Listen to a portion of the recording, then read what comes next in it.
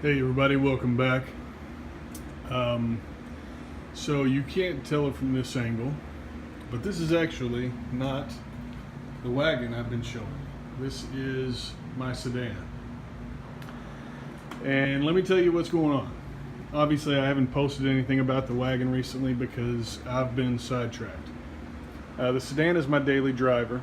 Fortunately, I'm on vacation this week. I had an exhaust leak.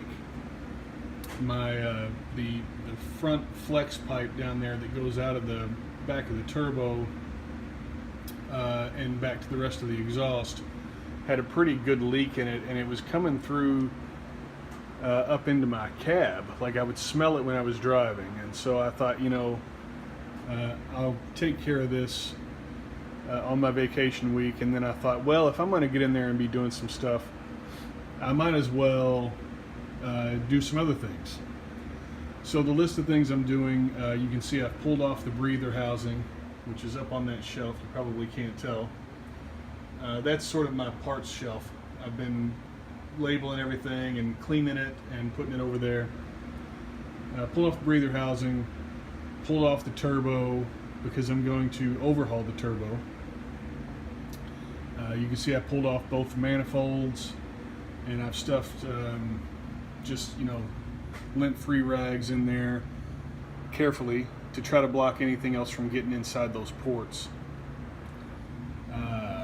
But let's see, what do we got? All right, over here, this is the turbo, and I've had this car for almost 3 years.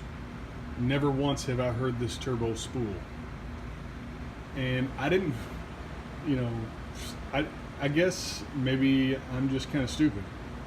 I never really thought anything of it until I got in my wagon one day and I was driving it and I heard the spool, and I was like, well shit, my sedan doesn't do that. So I started doing research on the turbo, and I realized my turbo is just, it's not doing anything. I mean, even the the power that the sedan has, even though it's in better condition overall than the wagon is, the power that it has is it's kind of lacking when compared to the wagon. Back here are the manifolds. It's the intake, and that's the exhaust.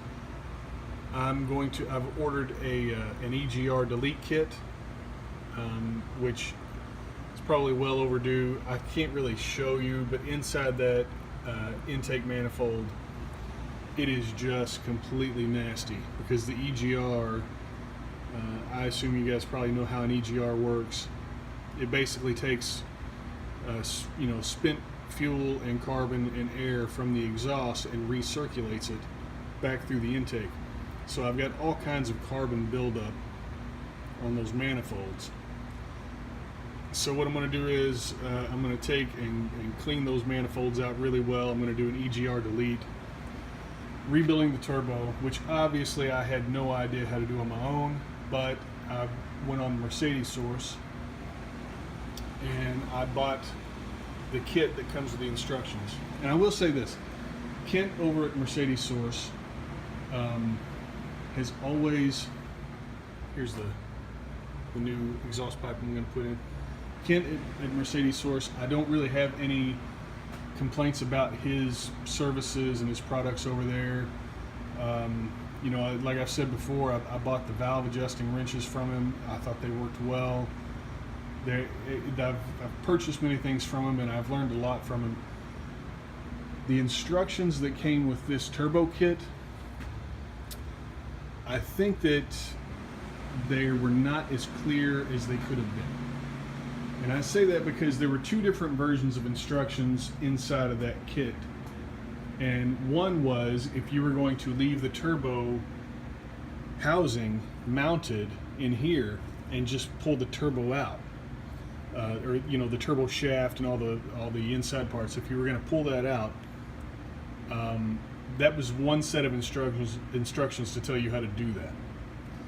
Now, if you were going to not do that, like me, like I wanted to pull everything out because I've got leaks down here, like this The turbo drain pipe, I need to replace the grommet and the O-rings in that. So, you know, there are other things I wanted to do. So I wanted to just pull the whole thing out. That way I could actually get in here. I don't know if you can see how filthy this thing is, but the oil leak and the exhaust leak and everything is just compiled to completely make this whole engine bay filthy. So I wanted to be able to take the turbo out and clean all the engine bay and all that stuff. This is a long way of saying that the instructions that were for the part where if you're going to leave the turbo housing inside the engine bay and do the rebuild, you know, on your workbench, but leave the majority of it in here, those direct instructions may very well be great. The section that talks about pulling the turbo housing off, you know, because you kind of have to take it off with the manifold. And the section in his instructions that talks about that were not very helpful to me. Again, I'm not trying to diss on him. He's obviously more knowledgeable and smarter than I am.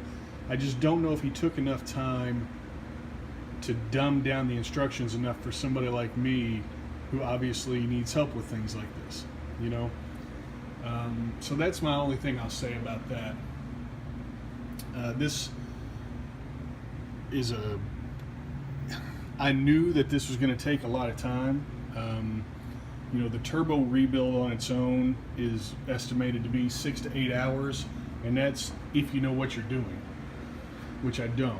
So, but it took me probably 5 hours of actual work time. You know, I would take little breaks here and there. I worked like 3 hours, and then I went to the gym and grabbed something to eat, and I came back and worked another 2 or maybe 3 hours. And that's how long it took me to get, you know, the majority of the stuff out. The actual pipe, the old exhaust pipe, which I've already thrown away, was, it, you know how hot the exhaust gets, it basically was welded on, and I couldn't break it free. So I had to go down underneath the car and basically cut a section of it off so that I could pull the whole unit up with the turbo. It was just, it was quite an experience. And I'm learning a lot from this. I'm really trying to take my time and do it the right way so that I don't regret it. I'm recording this on a Tuesday, and I'm recording this on a Tuesday night. I have to be back at my day job Monday morning, and I don't have a whole lot else going on this week, so I'm going to take my time. I'm going to go through and make sure, as I said, I'm going to, you know, take my time on the turbo rebuild, get the manifolds cleaned up,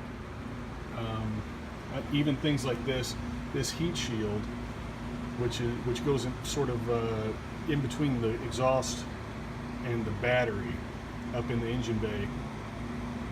It did not look like this. I used mineral spirits and, you know, a lot of elbow grease to get it to where it is now, but it was completely black. Like, I actually thought it was painted black when I first saw it, and then I got to scrubbing on it and I realized that it was all oil and exhaust dust and nastiness. So, you know, that's sort of what's going on here, and I apologize that there's been no progress on the wagon, but as you can see, I've got my hands full here, and my daily driver is kind of the one I need to worry about primarily. But I'm going to cut it off there, and until next time, I'm going to enjoy some of this bourbon, Four Roses, if any of you are curious, and I will make another video when I can. Thanks.